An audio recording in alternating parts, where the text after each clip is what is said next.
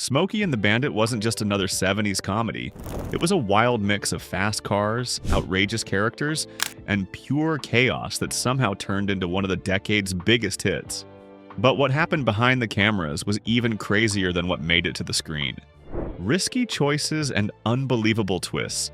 The real story is a ride of its own. Let's get into it. Number 1. Why Burt's friends begged him not to do it. Believe it or not, Smokey and the Bandit almost never made it to the big screen. Hal Needham, who had been living in Burt Reynolds' pool house for 12 years, finally shared his idea, but not in Hollywood fashion. He jotted it all down on yellow legal pads and handed it over. Reynolds loved it and said he'd star in the film if the money could be found. But his friends, they panicked. According to Reynolds' autobiography, they literally got down on their knees with tears in their eyes and begged me not to do it. They thought it was a career-ending disaster waiting to happen. Yet Reynolds didn't listen. He trusted his gut, backed the script, and rolled the dice. The result? One of the biggest box office successes of 1977. A film that went from a scribbled idea to a nationwide sensation. Number 2. The real reason Sally Field took the role. After her acclaimed performance in Sybil, critics praised her acting but insulted her looks, saying things like, "She's talented, but ugly." Hurt but determined to change how people saw her, she accepted the role of Carrie, aka Frog, in Smokey and the Bandit. Even though there wasn't a full script, just an opportunity. Field thought, if I play someone Burt Reynolds finds attractive, maybe others will too. It was a bold leap of faith, and it paid off. Her performance became iconic, beloved by fans, and helped shift Hollywood's perception of her. What started as a way to overcome insecurity turned into a career-defining moment, proving that taking risks can lead to unexpected and lasting success. Number 3. A real Coors beer smuggling scandal inspired the story. This wasn't just a wild imagination, it actually happened. Hal Needham, a stuntman doubling for Burt Reynolds, was hanging out in a Georgia hotel when he caught hotel maids stealing beers from his fridge. Turns out they weren't ordinary beers. It was Coors, a brew that couldn't be sold east of the Mississippi because it wasn't pasteurized and needed constant refrigeration. Only a handful of states in the West could get their hands on it. That's when Needham's creative gears kicked into overdrive. Bootlegging Coors?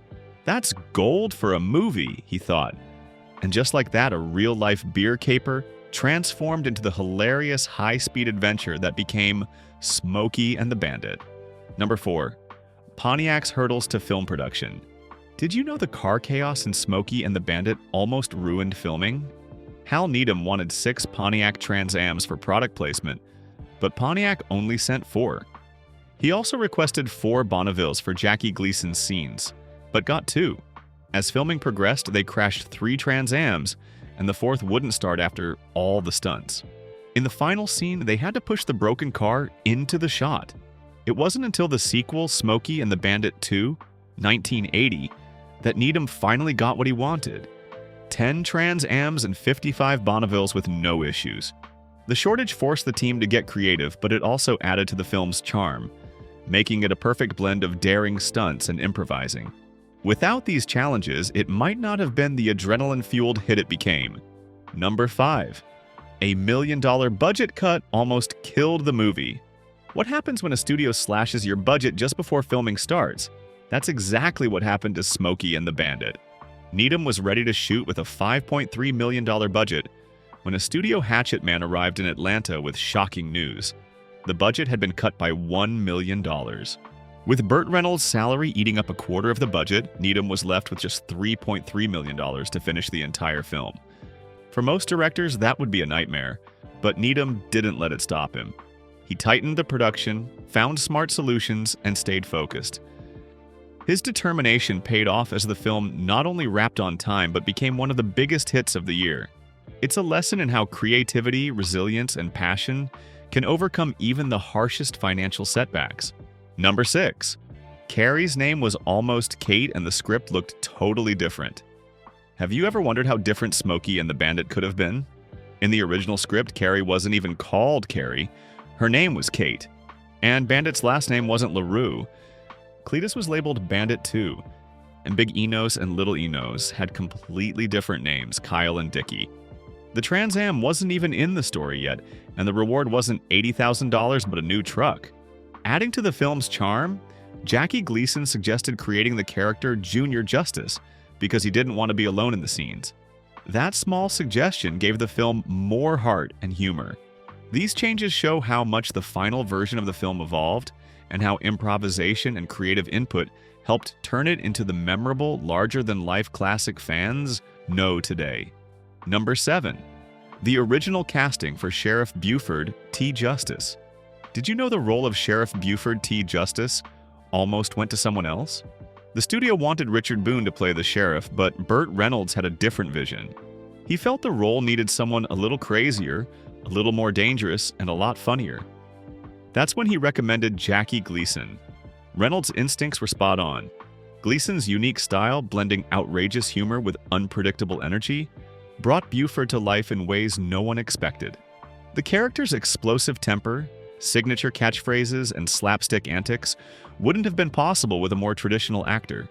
Gleason's performance turned Buford into one of the most iconic comic characters in film history. Reynolds knew that taking a risk and going with someone unconventional would pay off, and it certainly did.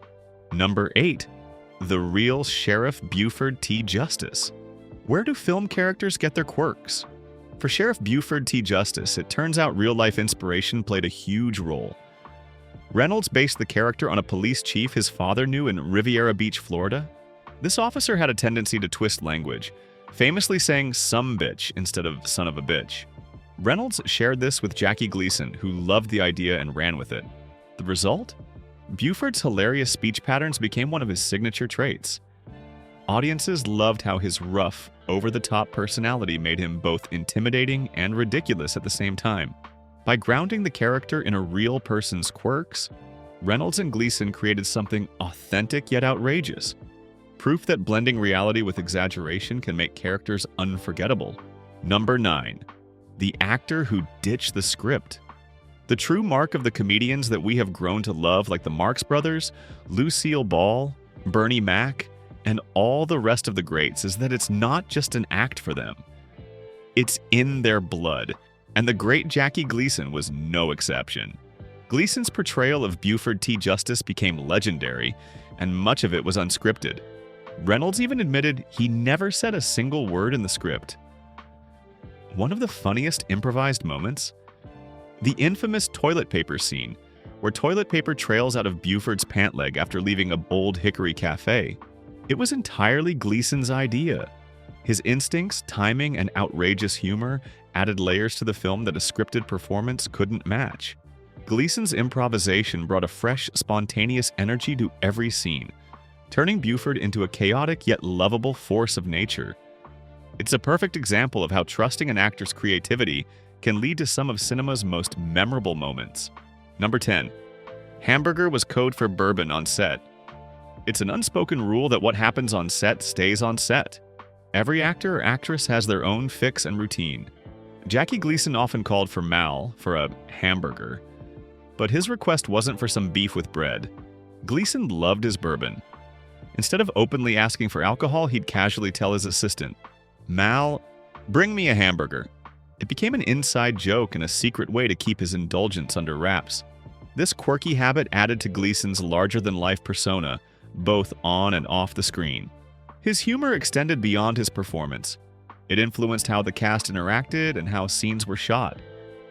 It's a reminder that even small, funny rituals on set can build camaraderie, make actors comfortable, and shape a film's playful atmosphere. Number 11. Alfred Hitchcock's unexpected ties to the film. Every Wednesday, Alfred Hitchcock hosted private screenings for cast and crew at the studio, often choosing classics or his own suspense thrillers. But the last film he watched before passing away wasn't Psycho or Rear Window, it was Smokey and The Bandit. Out of hundreds of films, Hitchcock picked this high-speed, laugh-out-loud comedy as his final cinematic experience. That says a lot about how much charm, humor, and action the film delivered. Hitchcock's approval wasn't just a quirky coincidence. It's proof that Smokey and The Bandit transcended genres and expectations. Even Hollywood's master of suspense couldn't resist its fun-filled spirit. It's a remarkable legacy. The movie entertained audiences and earned the respect of one of the most influential filmmakers in history. Number 12. The mysterious demise of the original movie cars. Many famous movie cars of old, from Bullitt, Dukes of Hazzard, met unknown fates, gone missing for years if they were ever found at all. From looking at film set documentation, they were sent back to GM to be destroyed, and by the end of all the bridge jumping, mailbox leveling, and all of Bandit's escapades, there wasn't much left of them anyway. Our friend Richard Rawlings, however, uncovered one of the Bandit original license plates on set on the internet. If the actual Firebird movie cars were out there, I'd think in 50 years we'd have found at least a trace. I used to actually follow a 1977 to 1981 Trans Am owners group on Facebook, and ran across a fellow who claimed to have one of Sheriff Buford's actual movie cars. He had a GoFundMe set up looking for support for repairs, but his claims were never verified. If anyone has their own leads or cool story, don't be shy in the comments. Number 13. Why TV censored the film. Have you ever heard kids jokingly say "scum bum" and wondered where it came from? Believe it or not, it's linked to Smokey and the Bandit. When the film first aired on US television in the early 1980s, broadcasters worried that Sheriff Buford's favorite insult, "sumbitch," was too offensive for family audiences, so they cleverly overdubbed it with the silly-sounding "scum bum." What happened next surprised everyone. Kids picked it up immediately. It became a playful, rebellious phrase that stuck with an entire generation. The joke's popularity lasted for decades, even inspiring merchandise. In 2007, Hot Wheels released a collectible Pontiac Firebird Trans Am with "scum bum" printed on its tail. What started as a censorship fix ended up becoming a cultural inside joke, showing how humor and creativity can turn restrictions into lasting pop culture icons. Sometimes the quirkiest moments leave the biggest impressions. Number 14. Fred Flintstone's voice actor dubbed Buford on TV. Ever wonder why Buford T. Justice's voice sounded different when Smokey and the Bandit aired on TV? While most actors re-recorded their own lines for censored broadcasts, Jackie Gleason's dialogue was handled surprisingly. Instead of having Gleason redo his scenes, the filmmakers brought in Henry Corden, the voice behind Fred Flintstone, to dub much of Buford's dialogue. The choice wasn't random. The Flintstones was a loving tribute to Gleason's The Honeymooners character, Ralph Cramden, so it felt like a clever nod to comedy history. By connecting the outrageous sheriff with one of television's most beloved characters, the substitution added an extra layer of fun for viewers in the know. What could have been a dull censorship workaround turned into a quirky Easter egg, blending classic TV humor with one of the 70s biggest hit films. Number 15. Smokey and the Bandit made the Pontiac Trans Am a superstar. Can a film turn a car into a star? Smokey and the Bandit did exactly that for the Pontiac Trans Am. Before the movie hit theaters, the car was a sleek but relatively niche muscle car.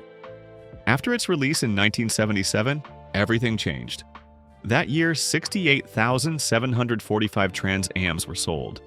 But by 1978, sales had jumped to over 93,000, and a year later, in 1979, they soared to an incredible 117,108 units. Audiences fell in love with the car's bold style and roaring performance, making it the ultimate symbol of adventure and rebellion. Its popularity didn't stop there. Knight Rider's futuristic KITT was actually a modified third-generation Trans Am. The film's influence gave the car legendary status, turning it from a showroom option into a dream machine for adrenaline junkies and movie fans alike. It's a perfect example of how Hollywood can fuel pop culture trends. Number 16. The physics of the famous bridge jump. How did the Trans Am fly across that massive bridge gap without crashing and burning? The answer is more explosive than you'd think. For the famous bridge jump scene, the car wasn't relying on pure driving talent. It was boosted by a highly modified race car engine, despite the common rumor that it was a rocket-like stunt legend Evel Knievel used during his Snake River Canyon jump, was installed to give the car the extra push it needed to clear the distance. Behind the scenes, it wasn't just special effects doing the heavy lifting. Hal Needham, a former paratrooper and stuntman trained under John Wayne's double, stepped in as the driver for the risky leap. Needham's experience and bravery made the scene believable. Number 17. Director Hal Needham revolutionized stunt safety in Hollywood. So I knew camera angles and things. And see, the good thing about a stuntman, being a second unit director. You know what angles. What if the man behind the stunts wasn't just a daredevil, but a safety innovator? That's exactly who Hal Needham was. While audiences remember him for his breathtaking action sequences in Smokey and the Bandit, Needham's contributions went far beyond stunts. He played a huge role in designing new safety equipment, including airbag rigs that transformed how stunts were performed in Hollywood. His inventions allowed stunt performers to take bigger risks with greater protection, setting new industry standards. On top of that, Needham's dedication was unmatched. He spent almost 12 years living in Burt Reynolds' guest house, constantly refining his craft and developing groundbreaking techniques. His mix of courage, technical expertise, and creative thinking didn't just make films more exciting, it changed how stunt work was done for generations to come, helping action scenes look more spectacular while keeping performers safer than ever before. Number 18. GM's broken promise with Burt. Have you ever been promised something amazing only for it to disappear? That's exactly what happened to Burt Reynolds after Smokey and the Bandit became a blockbuster hit. The president of Pontiac was so impressed by the film's success that he promised Burt a brand new Pontiac Trans Am for life. Sounds like the dream deal, right? But when Reynolds checked back to claim his car, he got a rude surprise. The president who made the promise had passed away, and the new leadership refused to honor the agreement. Left with no other option, Burt Reynolds had to buy the car himself. Even Hollywood legends aren't safe from broken promises, it seems. This quirky behind-the-scenes twist shows how sometimes even fame and fortune can't shield you from corporate letdowns, and how Reynolds' resilience turned frustration into one more great story to tell. Number 19. The namesake of the alias Smokey. Ever wondered why state troopers are nicknamed Smokies? It's more than just CB radio slang. It has historical roots. Troopers traditionally wore campaign hats with a distinctive Montana crease, a style that dates back to the late 19th century. These tall, wide-brimmed hats became synonymous with authority and rugged outdoor service. The nickname Smokey gained even more popularity when the U.S. Forest Service introduced its mascot, Smokey Bear, in 1944. Posters featuring the bear wearing that same campaign hat made the image unforgettable. Later, truckers and CB radio users began calling state patrol officers Smokies due to their distinctive headwear. When Smokey and the Bandit hit theaters, it cemented the term in popular culture, blending humor with law enforcement lore. Today, Smokey is a fun, iconic nickname, but it all started with hats, history, and one unforgettable mascot. Number 20. Burt Reynolds' star power got the movie made. Have you ever wondered how a stuntman's wild idea turned into one of the biggest hits of the 70s? That's exactly what happened with Smokey and the Bandit. Hal Needham, famous for his stunt work, struggled to get studios to take his films seriously. They didn't see a stuntman as the right person to direct or produce a major motion picture. Everything changed when Burt Reynolds, the biggest box office star in the world at the time, agreed to sign on. Reynolds' involvement gave the project credibility and drew the attention it desperately needed. However, it came at a cost. Reynolds earned $1 million, leaving Needham with just $3.3 million to bring the movie to life. Despite the tight budget, Needham's creativity, passion, and problem-solving turned the film into a runaway success, proving that with the right star backing you, even the boldest ideas can become Hollywood gold. Smokey and the Bandit wasn't just a high-speed comedy, it was a film built on real-life stories, daring choices, and personal challenges. It's a reminder that when you take risks, you might just create something unforgettable. Do you think the first, second, or third Smokey and the Bandit movie is the best of the trilogy? Comment below. And that's 20 facts. If you enjoyed this video, please give it a thumbs up, and for more updates, make sure to subscribe to our channel. Don't forget to click the bell icon so you'll never miss a video. We'd also love to hear from you. Drop a comment below on what you think our next video should be. See you in the next one.